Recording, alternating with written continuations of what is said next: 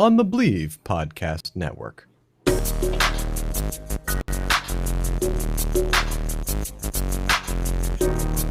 a touchdown earlier on a direct snap. Now it's Michelle's turn, running all the way. Gets to the edge. Sonny Michel will send the Dawgs home the championship game. 53.5-yard drive near hash. Kick right. Snap. Hold. Kick is away. It's reaching. And it is good. Good. Good. Hot Pod does it. All right. Hot Pod. Wilcox with an up and out. Wide open. Touchdown. Israel 2.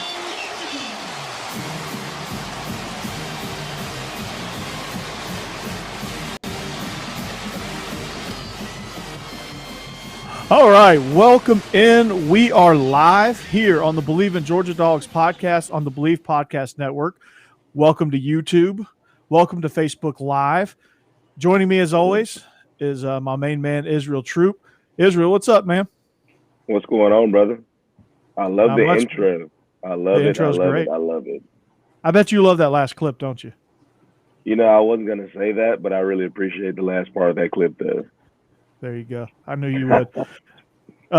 Rocking this dad pod with us is our main man, Dayne Young from UGAsports.com. Dayne, how goes it, man?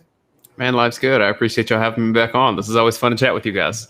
Oh, no doubt, man. Always, always, always. Always a pleasure to have you on. So you can find us at Bleav in Dawgs on all social media platforms, including YouTube, Facebook, where we're streaming live, Twitter, Instagram, at TroopStar28 on all of those platforms as well. At Coach Burton36, at Burton.Corey on Instagram.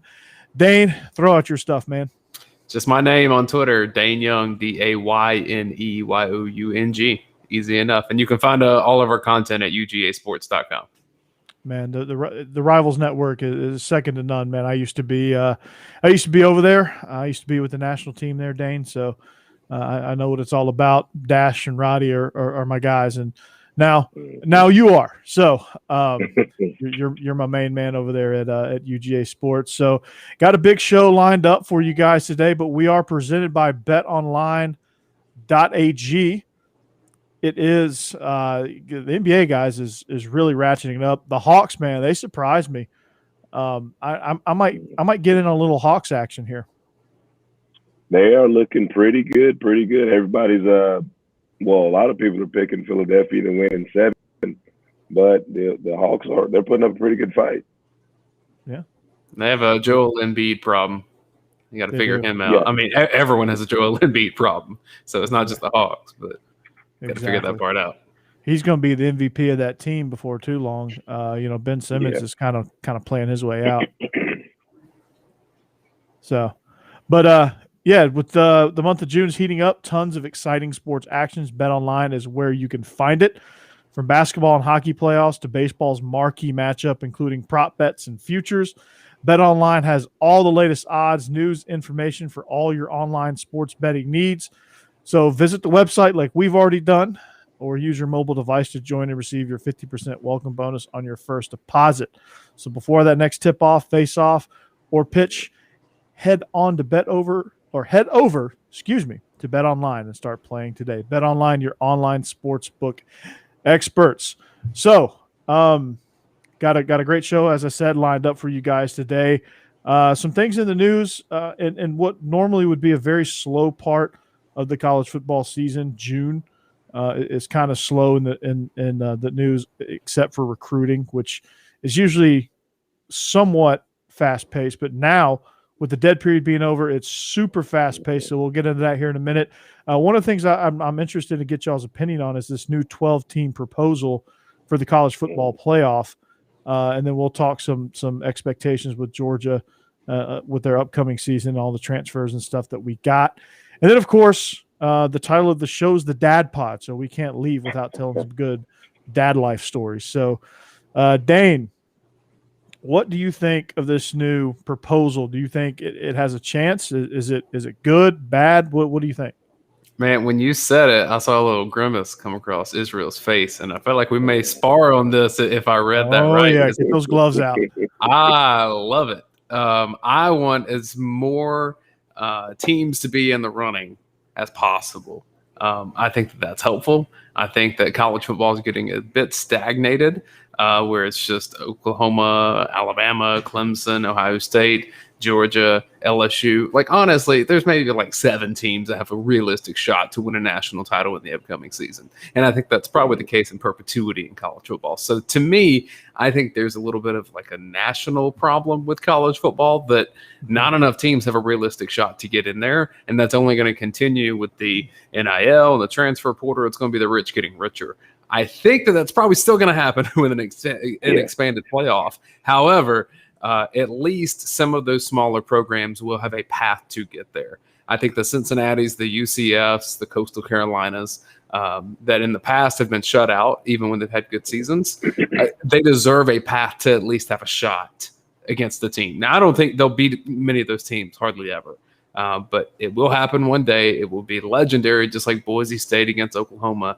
And I think it's worth it to have it every year just to see.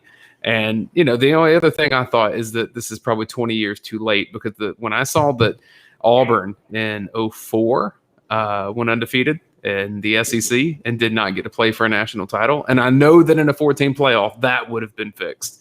And they probably would have won. Absolutely. Exactly. I think they would have. But that's when I think that mass change should have come after that. And it's just college football moves so slow with its changes. And so to go from 4 to 12 is bold, and I liked it, but you and I've talked, Corey. I want promotion and relegation, so I'm here to buck tradition. Yeah. No, I actually do. I actually love the proposal. The one thing that I think about is how many games are these teams going to play now that you're putting 12 teams in? You know what I mean? Now you got to think the NFL. They're upset about NFL now playing 17 games now. So you got to think about the wear and tear that this has on the guys. Does this push up the schedule? Does this push back the schedule? And things like that, when is how do you decide which team gets in? Those little things like that. So I'm with you, Dayne. I want to see it being fair. I think Coastal should have got in last year.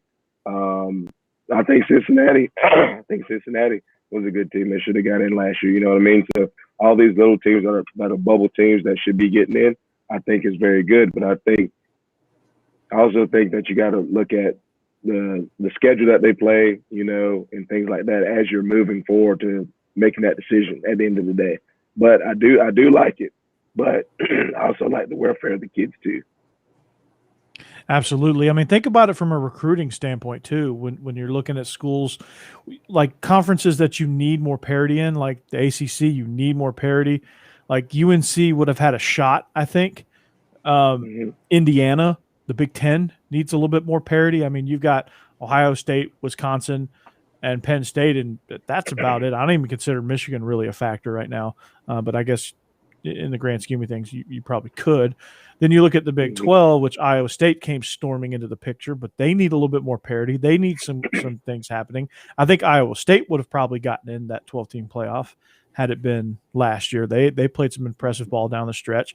Then you look at the Pac-12, which – I mean, you can say what you want to say about it. I think Oregon deserved a shot to be in the field. I think when you look at the recruiting aspect of all of that, you say, okay, we have a 12-team field now. We have a chance. We don't have to win our conference.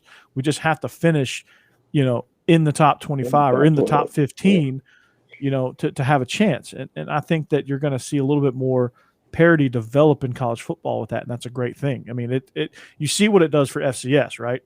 Mm-hmm. You see, I think you're also going to get a lot more competition.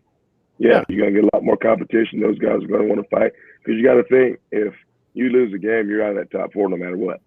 And if you're coming in as a Pac-12 team or a Big 12 team, you're coming in, or a Big 10 team. I mean, what is it? Northwestern got cut out last year because of it.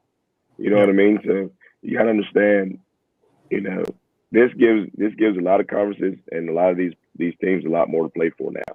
I have a chance to make it. Yeah. You know, now there's no excuse. Now there's just Alabama and there's Clemson and all this. No, I got a shot. All I got to do is win. That's it. Yeah. You know, that's going to bring a little bit more competition. But like I said, I hope it doesn't wear down the guys to the point that that's all they want. You know what I mean? Like, of course we want to make the playoff. Of course we want to do that. But the longevity of the team, you know, are we still going to play 12 games? Or is it going to be down to 10 games? You know, just things like that they got to work out. But I do like the idea, like Dayne said, and like you said, I like the fact that it's going to build more competition as this thing gets rolling. From a scheduling standpoint, I kind of thought that reducing by a game or two would make sense. I don't think that's going to happen, though, because TV dollars are not going to be interested in showing fewer total games across the country. So that's a legitimate concern, but I think it's one that capitalism is going to win out. And it's going to be players that have to play the brunt of that, that's how it goes in college football. That's the story as old as time. But I think happening in the NFL, they added a 17th game, and they're going to keep their playoff structure the same. Obviously those guys are making millions of dollars, but still, football's a rough sport. So capitalism is winning out in the NFL too. They traded a preseason game for a regular season game. I think of a team like Georgia Southern, though, that, about 10 years ago, their fan base was really divided on, do we want to stay down in FCS and compete for titles and do what Georgia Southern had done for 20, 30 years, or take that leap up into the Sun Belt?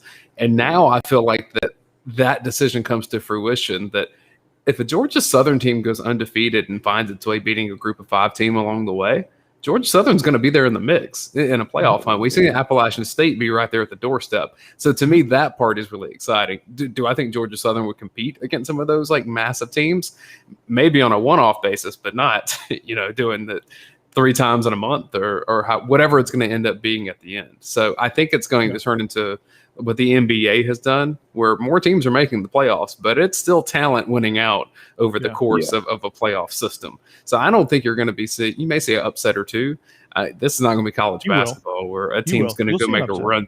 Yeah, you'll see upsets, but I'm saying most years in Alabama is going to beat Georgia Southern or Cincinnati. So you're not going to see like a George Mason type situation. This ain't going to be like March Madness where everybody's brackets busted on the first day after the first game. Yeah, exactly. But, one of the things I really admire about FCS, not only with their 16-team playoff, that they just do I really like FCS. They do a lot of things right.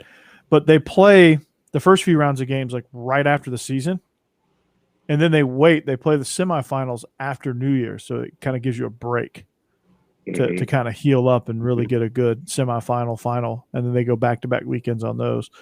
And I think that's a really good model, to be honest with you. Now, they didn't do it this spring for obvious reasons, but I think in a fall model, that's what they do, and I really like that. And I would like to see, like, if Division I, if FBS did a structure like that, I think that would be really good.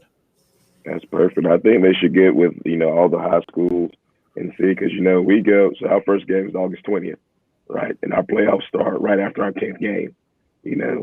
Just got to figure out how you're going to do it. Are we going to play?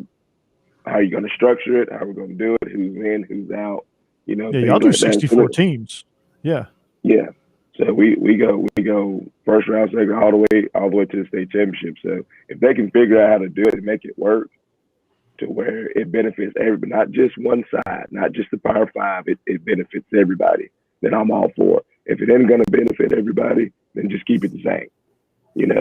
If we're just adding 12 teams just for fun and for giggles, then there's no point. You know what I mean? If it's going to benefit everybody and everybody has a fair shot, I'm all for it. Yeah. From what I was reading, it sounded like what's more likely to happen is that the season moves up to week 0 for everyone. So, there would be like 1 or 2 games in week 0. I think Florida played Miami a couple of years ago, a week before everyone else played. That would be the beginning of the college football season for everyone. It would still end that first weekend, the conference championship games in the first weekend of December. And then those 2 weeks following, I think, is when that first round of the playoffs would happen. Then you'd probably have like a small little Christmas break, which, that's one thing that I think about too, is like these players don't really get time with their families around holidays. People could say they want to, but man, I think it was one of the bowl games. Was it the Liberty Bowl? I interviewed a player. I think it was the Liberty Bowl in Memphis, and they're like, we had a bad season.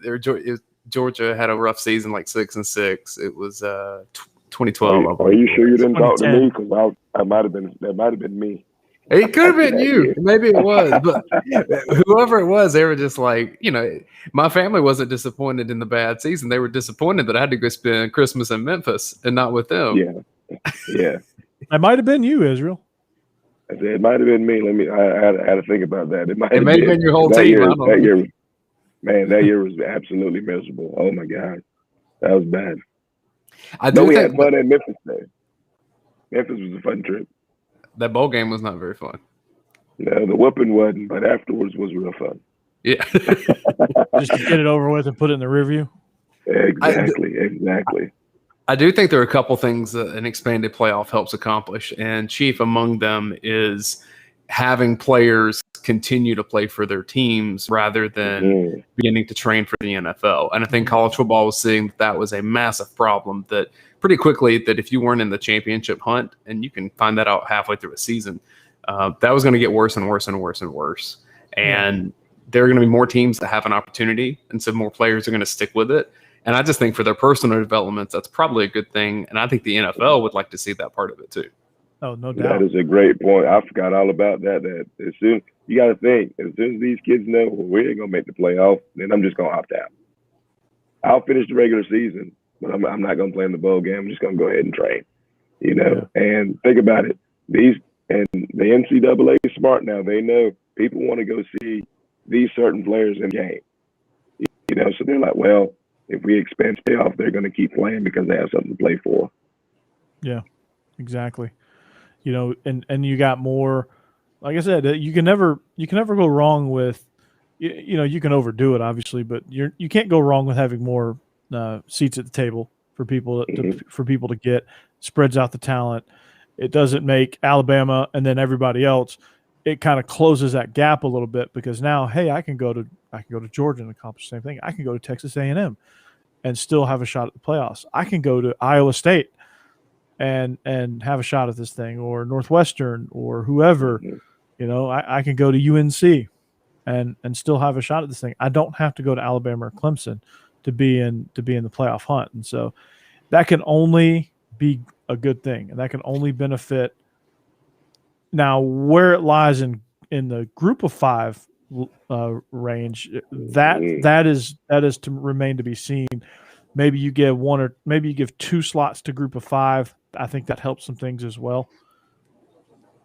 That said, though, Corey, I do think that for the Alabamas and Clemsons and Georgias and Ohio States, like for where those programs are and how they dominate in recruiting right now, they're almost guaranteed the playoff going into the season.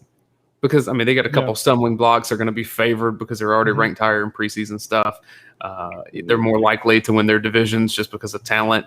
So if I'm a Georgia fan, I look at this and say, oh, this is good for Georgia.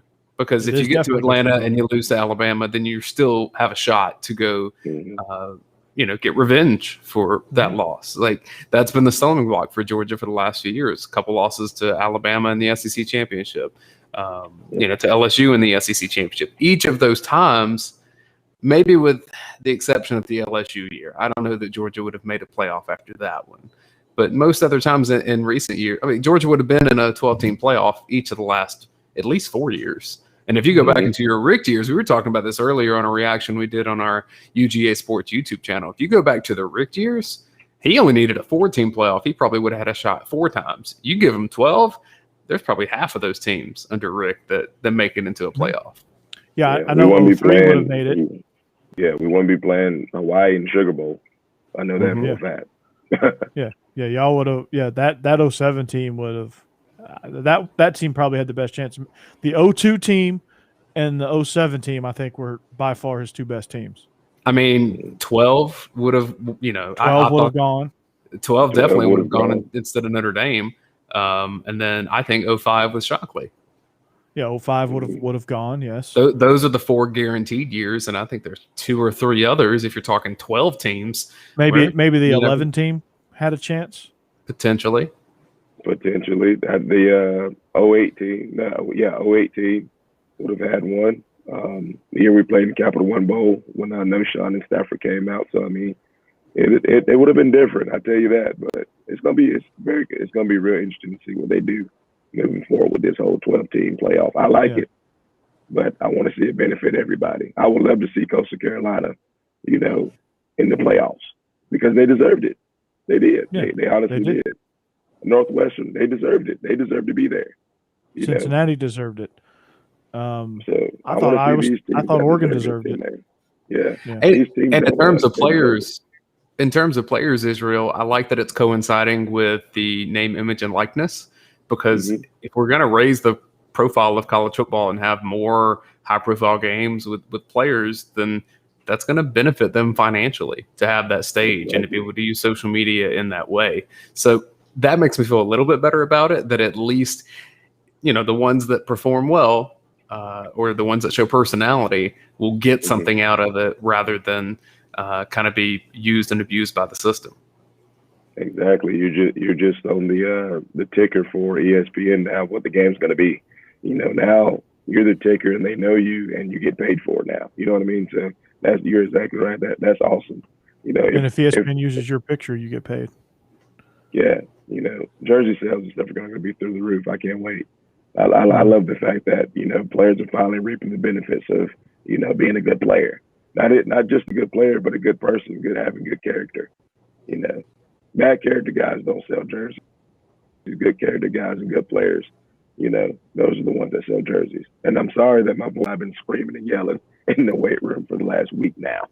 So he's a true coach, man. I had to eat some Greek food to get my voice back. I was in the same boat, especially yesterday. But true coach right there, Coach Troop, man. He's getting after him, man. He's getting those tornadoes going, man, down in Monroe. That's when titles are won, or in June, right? Right. That's it. Summertime, baby. Get that summertime working out, man. So speaking of expectations, right? Israel and I talked last week about our new additions, Darion Kendrick and Eric Gilbert, to go along with Turnage and Tyke Smith. What does that do to expectations? I know expectations are already pretty lofty without those guys. You add those guys into the fold. Does that ratchet it up to natty or bust, or what do you think, Dayne? Well, I mean, in your advertisement earlier, you're talking some betting stuff. I think Vegas showed you that the two new transfers moved Georgia up a little bit. Like it affected the over or at least the odds. We went back and forth on our show trying to debate which additions of Kendrick and Gilbert was more or most important, which that may be like hokey sports talk kind of deal. I actually ended up saying that I thought it was Gilbert because of the lack of George Pickens with his ACL injury. And I don't think that you replace a George Pickens, even with a guy like Gilbert, who he's a big guy, good catch radius, played in the SEC. I mean, he's a proven playmaker, but and George Pickens is another level too. So I don't want to sit here and give him those kind of expectations. But what we're seeing across sports right now is you just need to load up on offense, because defenses, while they're great, it's almost like at the top end in a passing game or in the NBA with 3-point shooting. Defenses can only do so much if you're accurate. And Georgia's got a really good chance to have its most accurate passing offense in years. And I think Gilbert can be a big part of that. So, what are the expectations? I think the expectations were already that with the talent on Georgia's team that it needs to really get to the playoff. But I don't go that far. I say that if Georgia doesn't win the East, that's a massive disappointment. And that's going to be a problem for a lot of people if Georgia does not win the East and get to Atlanta. But to me, if you get to Atlanta and it's Alabama, anything can happen. Alabama's also a really good team. It's not like Georgia's crazy talented over and above an Alabama and a Clemson or an Ohio State. Although this year I think Georgia's probably edging Ohio State. So to me, you just got to get in the game and then see what happens from there. Because I mean, Israel, you've played. Like, if the talent is close, it really does come down to like 2 or 3 plays. And that ball is shaped Exactly. funny, and it can bounce different ways, and some crazy junk can happen, and you never know. And in terms of Georgia's 2012. expectations, through the roof. 2012, Alabama versus Georgia in the Dome. Two equally talented teams, and just like you said, the ball just didn't bounce our way, you know. But at the same time, I think having those two guys come on defense is going to help us. Reason being is because we're good. Our front seven is pretty dang good. We already knew we could score points. Losing Pickens hurts, it does, but we still had dudes behind him that can play. You know what I mean? So picking up those two guys on defense and letting that front seven now go to work is what's going to help Georgia. You got veteran leadership. Yeah.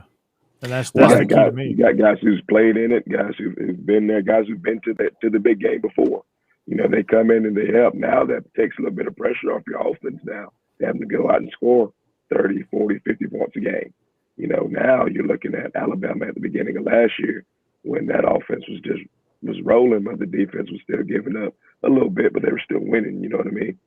So now they get to just figure it out and let that front seven go to work and play. I would tell you some news that we broke at UGAsports.com the afternoon that Gilbert and Kendrick committed to Georgia. It was announced, however you want to phrase it. People were worried about Gilbert's academic standing as he was leaving LSU. He's in good standing now. He's fine. He's cleared to play from what my sources told me. Kendrick has a little work to do in that regard. But what I'll tell you is that if Georgia accepted him at this stage, especially with the gun charge that we think is going to be dropped, and I'm assuming probably they've been given word that it will be dropped. Otherwise, that's a hairy situation in itself. Georgia would not have taken him if they didn't think he was going to play this season, because he's a one-and-done kind of guy. He will be in the NFL draft next year. And so I don't think that it's going to be an issue. I think he'll probably be on the field when Georgia plays Clemson in the red and black, which is always a funky thing for him, going against his former dudes so quickly. But he's got a little academic work to do between now and then. And so you're about to find out if he really wants to play college football. Yeah. Hey, that little building right across the street from the practice field, Miss Rhonda Kilpatrick, if she's still running it like she has been, he'll be just fine. Believe me. They're going to get him right. Yeah, you were talking about yelling in the weight room. That's what's happening at Rankin right now, too. She must be really tough. Well, hey, Miss Rhonda don't play now. She gonna fight. Trust me, I've been there plenty of times myself. She don't play. How many times have you tested her, Israel? I know you've tested her patience, haven't you? Too many to count. Too many to count. Look, let's just say I met Coach T at 5:45 a couple of times. Sometimes before he even got there, I'd already be running like, "Hey, Coach, I'm here." I know, Coach. Man. You already know. You already know. So.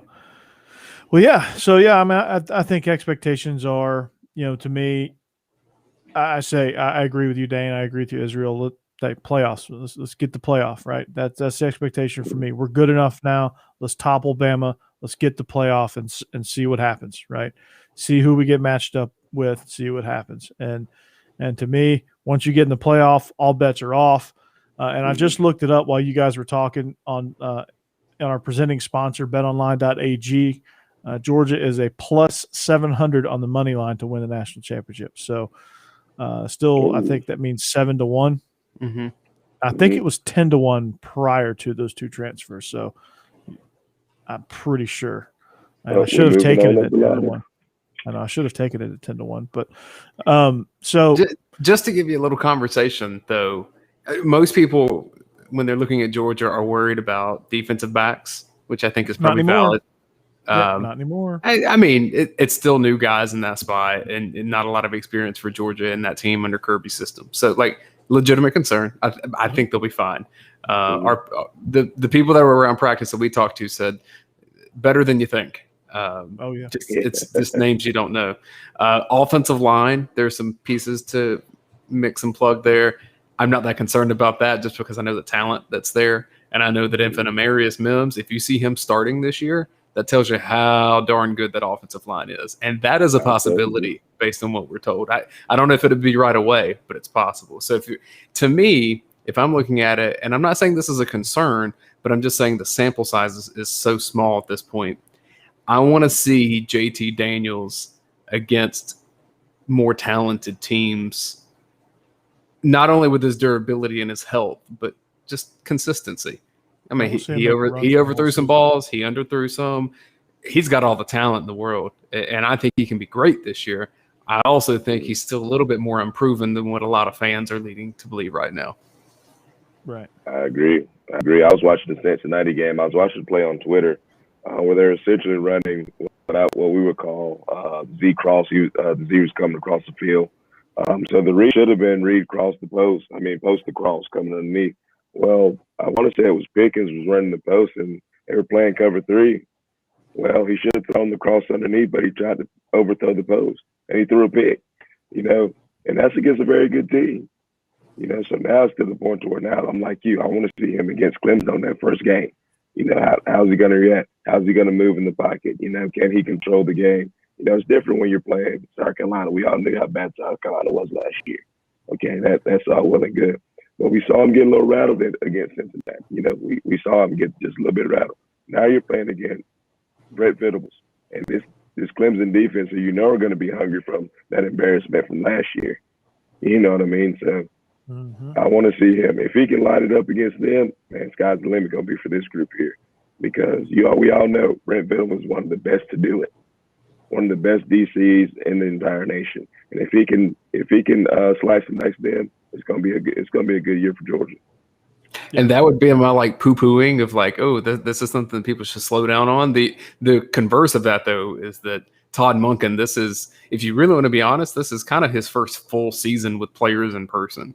With the COVID year being so wonky. And I just think Todd Monken's creativity and the weapons that he has, I think Georgia's offense is going to look a little bit different than we've seen in the past, and I think it should. Yeah, and one of the things, if you study Todd Monken, is you see the different personnel packages that he uses. Take the NFL tape and throw it out. Let's just look at college tape. Oklahoma State, 10 personnel, right? 4 wides, and doing it that way, right? And he mixed in some 11 personnel too, but mostly 10 and 11 personnel. Then you go to Southern Miss, and it was a mixture of 11 personnel, and then the years he had Jalen Richard and Ito Smith, he was 20, 21 personnel and doing it that way. So he can attack you different ways. He's very, very creative in the ways that he attacks and builds plays off of other plays. So like he has a base play, and he probably has 2 or 3 things off of it that can get you from different formations as well. So you've got multiple layers of things that he can do, which is the same kind of base play to us, but outwardly it looks like about 6 or 7 different plays. So, we're we got a huge advantage as far as that goes. You start comparing his creativity to somebody like Sarkisian, somebody, in that echelon of coordinators where it's like, okay, we need to find our playmakers and we need to get in the ball. His biggest problem, I think, is going to be who's going to emerge as that main playmaker. There's a lot of candidates for that. You have Cook, Zamir, you have Arian Smith, Jermaine Burton, Kyrus Jackson. You have a newcomer, Adonai Mitchell. Don't forget about Justin Robinson. We didn't see much of him in the spring because of injury, right? Gilbert, Washington. I'm still waiting for my guy. You ain't said him yet. I'm waiting. Dominic Blaylock, Kenny McIntosh, Kendall Milton. I mean, I like a lot of these guys too. Brock But Bowers. The one that I'm isolating, and I'm saying if this guy takes a leap like I think he can, nope. I said Bowers, right? Rosemy Jack Saint. Oh, that's your guy. Yeah, he looks. Yeah, I was getting him. I always forget him. Sorry, Marcus. No offense. You're just kind of like that injury. When I looked at that, every time I think about his injury, it's just like really gruesome looking. So I have a hard time believing he's going to be back. But you look at some of these workout videos. Oh, he's back. He's back. He's back. Yeah. He's back. I saw one yesterday, and I said, "Oh my God!" Ooh, ankle can be a little easier to come back from than a knee, and that's good in his case. But man, I don't even know ball like y'all do, and I look at this and I'm like, see, is it as simple as Darnell tight end on one side, Gilbert lining out wide on the other. You have Rosemere Burton out there too, and then Cook. I mean, good Lord. Yeah, if you went 22 personnel, right, you would have 2 tight ends, 2 backs, and a wide receiver. Eric Gilbert is technically a tight end, right? He'll be a wide receiver at Georgia. Oh, he's going to be a wide receiver. He's listed as a wide receiver. He's listed as a wide receiver. He came in. He said, "I want to be a wide receiver." Now, I'm sure they can line him up closer to the line of scrimmage and utilize his blocking at times, but he wants to be able to play some outside too. And LSU put him everywhere, so he can do it. The variety. That's where I was leading to. I didn't know where he was going to be officially listed as. So there you go. See, we bring on Dayne. He brings out all sorts of great information. So, you throw Gilbert in the slot, put Arian Smith out there with him, then you run some sort of combination, and you cross Darnell Washington across the field. Maybe you run a comeback seam with those 2 guys out there, and go get it, or run a comeback, run a post, and run a cross with Darnell Washington. You got whatever you want with Zamir and Cook. Not to mention Kenny McIntosh and Kendall Milton. That's the one to watch from what I hear. He is, oh boy, that is a dude right there. He is a dude. And I'm super excited to see what he can do. All we got to do is protect him, able to run the ball, and the magic. And you'll see the magic happen. You'll see it happen. But we can't do anything without those guys up front. What's your prediction there, Dayne, up front? Who's starting? I would not be surprised if Amarius Mims is left tackle, maybe day one. I'm thinking Jones and Mims at the tackles. However that shakes out, right, left, it doesn't matter. I'm thinking. I think only one of them. I think McClendon earned his right tackle spot, so I think it depends on how bold they want to get with left tackle. And I say that, but at the same time, do you really want Amarius to go out against Clemson day one? I mean, he better be all world true freshman. He better be because it's not like he's protecting a mobile quarterback back there. It's JT. Yeah. So, that's as much as I love Amarius, and I think he's going to be a guaranteed first round pick for in 3 years. That's a tough spot. So if he can get the job done, he can get it done. Like I said earlier, I got 1 senior and across the board, and I got 2 freshmen and 2 upcoming sophomores. I'm in your same boat, Israel. If they got to play, they got to play. And like, you don't want them to go out there and get defeated. You know what I mean? At the same time, you do want them to feel that little bit of success to be like, hey, I can do this. I just did it against Clemson. You know what I mean? So his confidence is going to do nothing but go higher. If he's the best, let him play.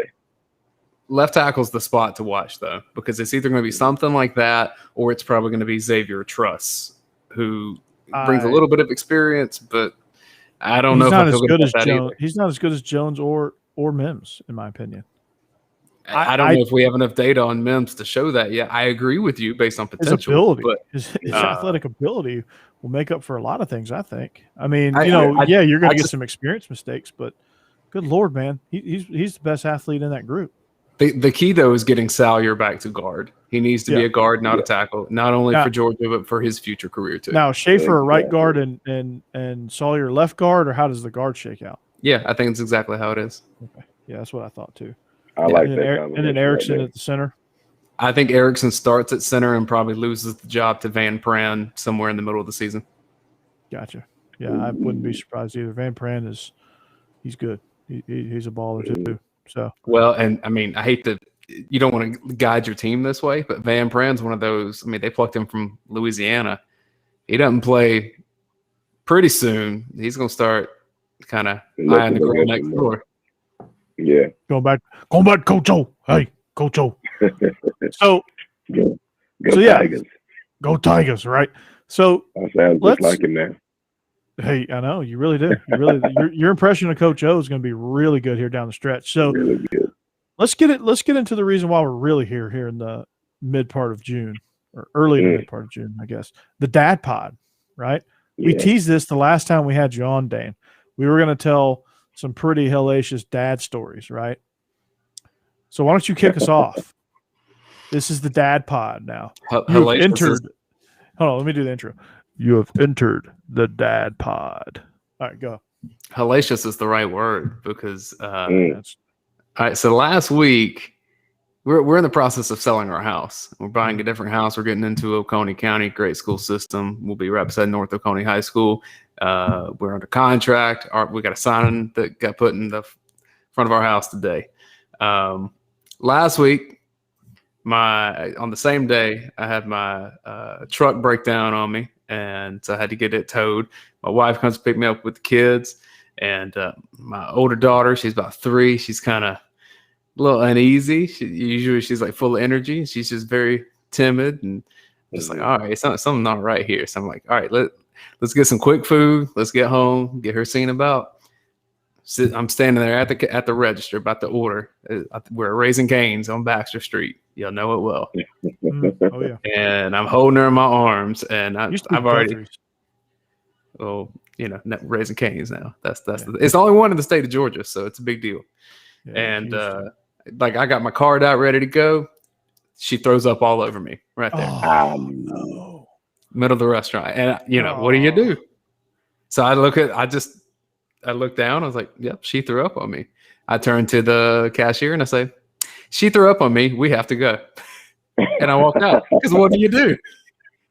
Yeah. Now, fortunately, You just take the L and give her the card. And I had just given her a lot of water, just seeing if that would make her feel better. So it was mostly water, but man, it was just not a fun moment at that stage. and probably everybody's looking at you. That's, The- awesome. That's a good one to lead off with. That's a good one. It'll that humbles you. one That's all I'll for tell you. you. I got one for you. So, we just moved here to Albany. So, we had just kind of got done with paperwork and everything. And I was still in my house. So me and my wife and my son went out to eat. My son's now 9 months old, right? My wife has on white shorts and white pants, mind you. Okay. So we're sitting here at the restaurant. Oh no. I was holding it, and then I handed her because to get up and, go wash my hands. And I noticed I have like a little wet spot on me. So I'm like, all right, maybe I spilled some tea or something, or maybe he slobbed on me. I get back to the table. She goes, he pooped. And I was like, no, he didn't. So something says, smell your shirt. So I smell my shirt. I'm like, oh my God. It leaked. I'm talking about it's running up his back. We're in the middle of this restaurant. Oh, blowout. It's a full-fledged, peanut buttery blowout. It's terrible, right? So I take him out to the car. I'm like, all right, I'm going to go clean him up. Take him out to the car. There's no clothes in his baby bag or in the car at all. We have every single thing. You get a jacket, extra diapers, extra shoes, no extra outfit in the car. So we're sitting in this restaurant with my child in a pamper because the food was already at the table. Oh, After a blowout. That's Those up the back terrible. blowouts, man. That Yep. nothing in Those life are- prepares you for that. Nothing. And it's never at a good time. It's never Yeah. like you're at home and no, it's always like you get caught unprepared. So similar thing happened. Similar thing happened to me. We were getting takeout breakfast, right? We had just my wife and I and Huck had just gone on a walk on the Greenway. We pushed him in the stroller, and we actually finished 4 miles, which is quite an accomplishment because he sat in the stroller for that long. And we went 2 miles out and 2 miles back. And about halfway through, we had to start feeding him, right? Start feeding him some snacks because he gets a little ornery, which standard, right? So we pull up, get to the car, get in. We're like, hey, I'm hungry. Let's get some takeout breakfast. Okay, cool. So we go to this place called City Limit. Well, you go in, you order it. It's not one of those chain restaurants where you can order online and pick it up on your way. It's you go in there, you order. It takes about 15 minutes or so. So I go in, I order it. They stay out in the car, and I come back and I notice that the hatchback is open, and that she's scrambling around, she's trying to hold him, right? Because he's super busy, right? He's trying to climb all over the place. He's got what all over him, right? It's down his legs. Whatever he ate, it upset his stomach. It was all over the car. Like we had to like lay a trash bag down. We didn't have any clothes, so we had one. So we had one pair of underwear that was like too small for him. That's what he rode home in. That's like And we're like, sacrifices had to be made. and like the temporary car seat too. So like it wasn't like he couldn't even ride back in his normal car seat. We had to like strip the car seat when we got home. Man, it was. You throw that car seat away. Get you. we just about did. And I'm like, you still hungry? Still want this bacon, egg, and cheese croissant? burn it down. Burn it to the ground. So, does y'all's kids like to climb as much as mine? Because mine can make the simplest thing dangerous, right? So he likes to he does this stuff called stimming. Now I live life on the spectrum, right? So I have a 5-year-old who has autism. So I have my life's a constant adventure, and we have an upstairs. It's like an exposed, like, I guess whatever you want to call that upstairs. And he likes to drop things down, right? No big deal, right? He sticks his arm through the railing and just drops stuff down, which is no big deal. We give him some items that's approved that doesn't do any damage that he can drop down. Well, he had been doing that. He'd been going at this about 30 minutes or so, 45 minutes. So I go to the bathroom, come back. He had scaled the banister. He'd climbed over the banister. It was standing on the other side, 2 stories up. Like like half his foot is hanging off, right? And he's like leaning over with something in his arm. And you can see my arm, and it just drops it and is dying laughing. And I'm at the bottom. There's nothing I can do. So what did you do? Like, because you have a decision to make, right? Like, I just stood under him. Like, if he falls, like the best thing I could do right now is just catch him. Yeah, that's what I'm thinking. Because if you try to get like halfway up and he goes down, he's gonna drop. He's going to hit the ground. So I was like, at least if he just lands on me, it might hurt like hell for me, but he won't be seriously injured. So, Mom, I need your help. Yeah. No, I just like, Huck, get down. And so he dropped it, and then he shimmied all the way back, and like nothing. Like he had no idea. And so I like every time he tried to climb from that point on, I'd have to like grab him before he climbed over. And he hasn't. Luckily, he's only done it a couple times since. But I've caught him numerous times. Like he'll get like at the top of the stairs, and where like he can get on no problem, and he starts shimmying. It's like where the top of the stairs are is where it starts, and as he goes, the stairs go down and around. So like he gets to a certain point, like if he gets to the middle of that and he falls, it's no big deal. Might ruin his day, but it's nothing serious. But if he goes past that point and then around to the straightaway, that's where it gets dangerous. Yeah, speaking of climbing and stuff, so I had to take my little girl to workouts with me the first 2 weeks that we started. And, obviously the weight room is not really a place you want to have kids, but hey, I'm dad and I'm running the weight room. She knows what to do and what not to do. Yeah, well, I turned my back for 1 second, and she is up on the plyo boxes yelling at kids, telling them to get started. Let's go. And I'm like, who is this child? Who is this hollering behind me? I look behind me, and it's my child. It is definitely Apple. The apple tree thing. Yeah. Man, get her on salary, assistant coach. I'm telling you. You sign her up, man. When she was 1, she actually climbed up on the table. Those picnic table looking things that they have at daycare. And she elbow dropped DDT the kid from the very top of that table. Oh my God. That's awesome. Yeah.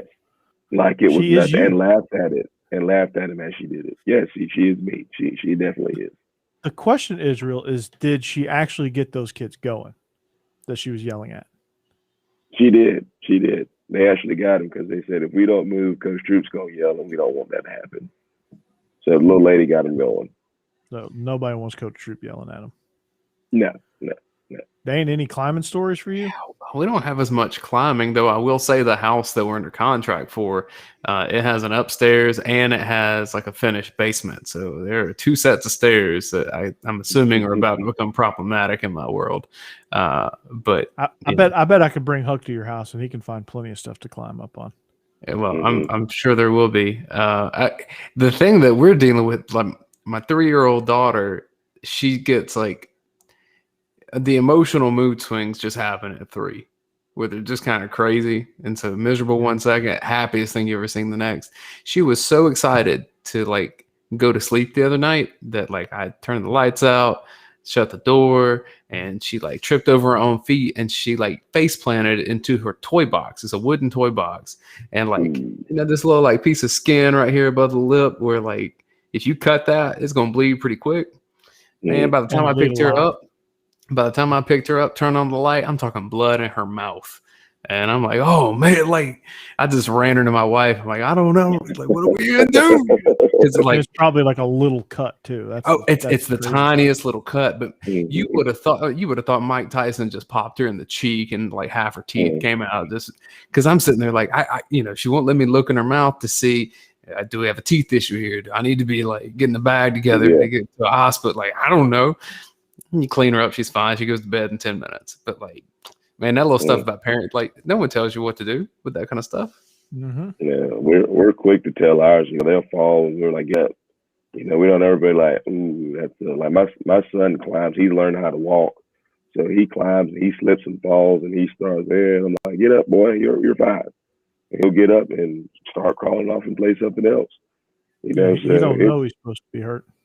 No, he just gets back. He smiles, starts laughing, and he goes and crawls off and does something else. So, I'll be that way most of the time, but when they have a mouth full of blood, you got to figure out what's going on.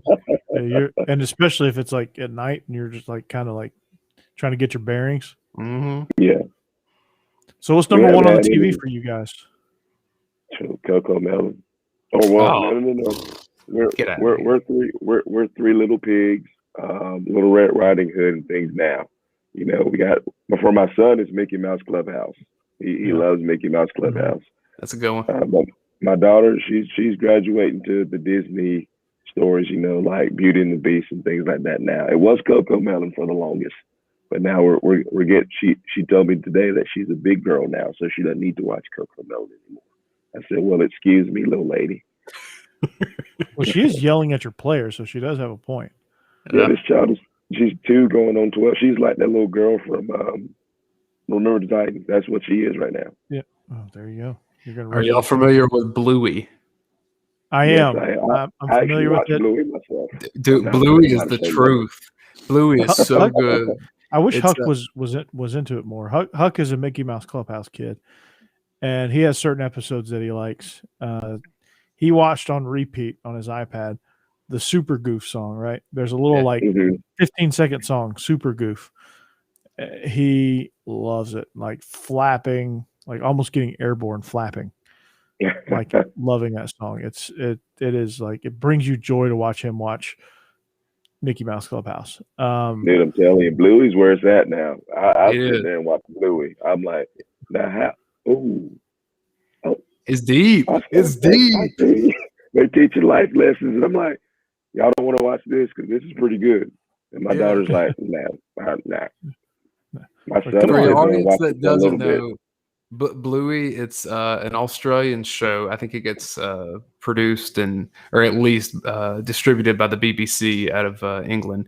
But it's about this like family of Australian dogs, and there's mom, dad, and then there's 2 little girls, Bluey and Bingo. And so it's just yeah. Nice. What's up, little guy? He's in that terrorizing mama. You need an offensive lineman, right? Dude, look at these hands. Check these out. Those are some mitts right there. He's ready to go. He is raring to go. Yeah, no, it's all Mickey Mouse Clubhouse. Have you guys ever heard of the Sunny Bunnies? Oh. No, I haven't heard of Sunny Bunnies.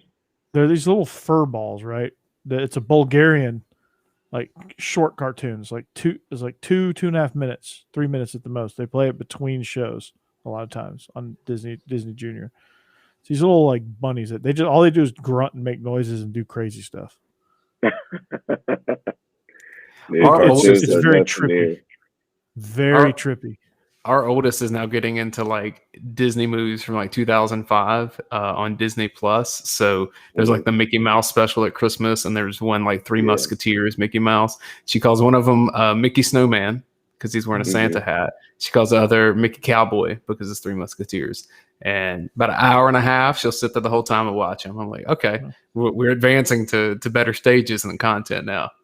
Yeah, I can't wait that's how it is with my 2-year-old. I'm like, okay. We're about to get to the Disney stuff, so we're getting there.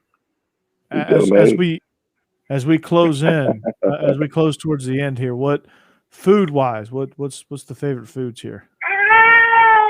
Ooh, we're yogurt. Huck is a lunch meat and salmon kind of guy.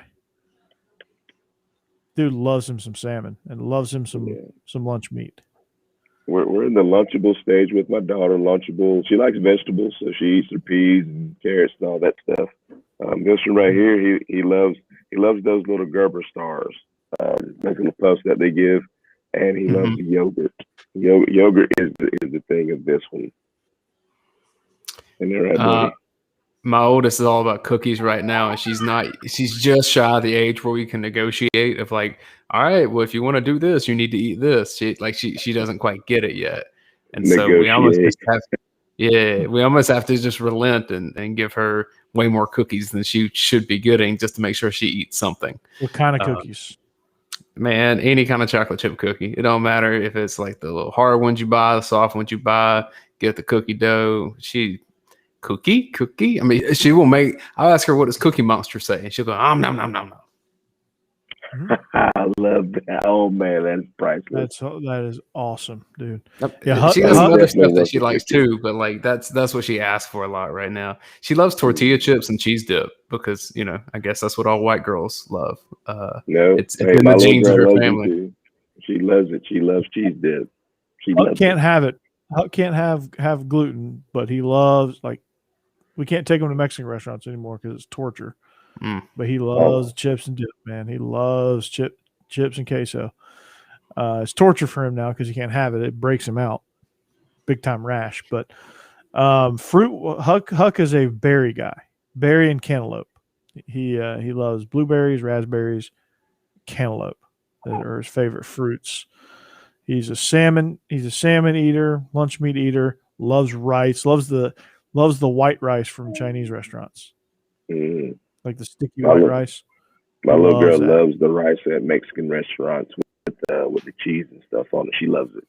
She eats it up. Any fruit that grows from it, whether it's an orange, strawberry, no matter what, she's gonna eat it. She loves all fruits. This one right here is the meanest person in the world, although you can't tell. But we got 4 teeth now, and he's trying to eat everything, and he takes everything too. So he wants to explore. Yeah, Huck wants to see what everything tastes like. Kids are so weird with like how food is presented to them though, because like my oldest, if you give her like something that is slightly torn off at an edge, whether it be like a piece of bread or a chip or something, she'll freak out and like, oh no, that's not what that's supposed to be like. But like if I cut up an apple and try to give her like pieces of an apple, she don't want that. Give her the whole apple and she'll bite into it herself. That's what she wants to do. Yeah, Huck will look at it and be like, what is this? Yeah, my little girl doesn't like her food to touch unless she puts it touching herself. Yeah. So when you give it to her, it has to be separated. But when she gets it, she'll do whatever she wants to with it. They're in charge. We're just here.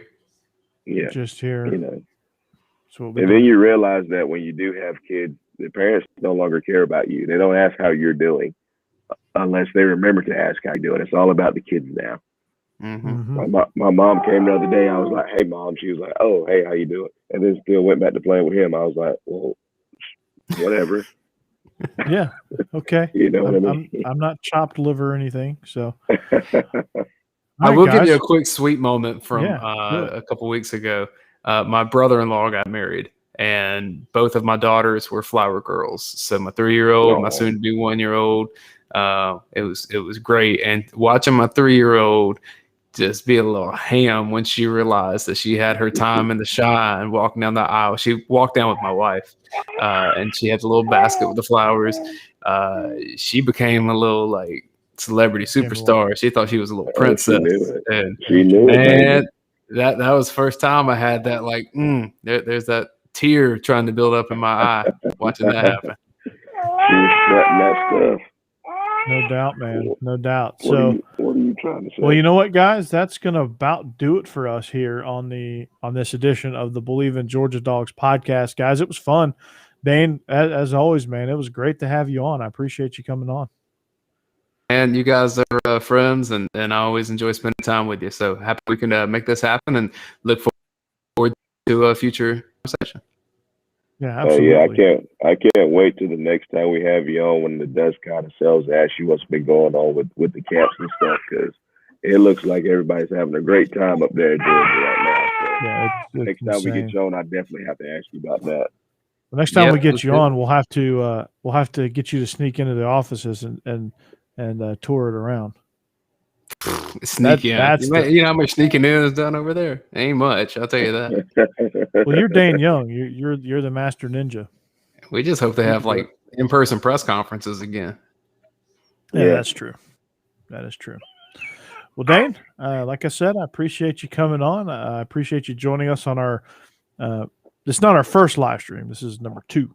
So next week we start with Brinks TV. We get even more legit than we are at this moment. So the graphics are going to get better. We're going to have our actual Bleav in Georgia Dawgs graphics and stuff like that. Topics on the bottom of the screen. It's going to be all the bells and whistles. We're upgrading from a rental car to our primary car next week. So that'll be fun. So you have to check us out there. As always, if you want great UGA content, UGA Sports is the place to go. They just added Blaine Gilmer, major recruiting guru. What does that do with Jake? Are they like splitting duties? Is it so fast and furious that they had to hire 2 or 3 more people? Jake left our team. Oh, okay. Yeah. That makes sense. I don't know what else to say beyond that. That's not my. I don't want to speak. I love Jake. Jake's a good dude. So he welcomed me into the team when I came aboard. So I got nothing but love and respect for him and where he's going from here. All right. Well, yeah. So, Jake, best of luck to you. But as always, if you want really good UGA content, UGAsports.com is the way to go. The Rivals Network. Can't beat it, man. Can't beat what they do. Roddy, Dash, Dayne, Blaine, and their whole crew do. They do a tremendous job over there. So if you want to get a subscription, I suggest you do so. It'll be well worth the $9.99 a month. So I'm very happy to have Dayne on. Of course, you can always follow us, Bleav in Dawgs, on all social media platforms. And you can follow me at Coach Burton36, Twitter, at Burton.Corey on the gram. And you can follow Troop at TroopStar28.